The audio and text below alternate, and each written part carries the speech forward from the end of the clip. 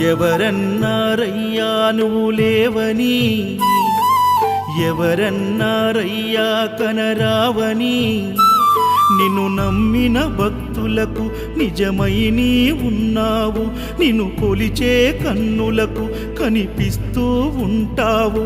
ఎవరేమన్నా అనుకున్నా నిన్ను మరవనయ్యా, శరణమయ్యప్ప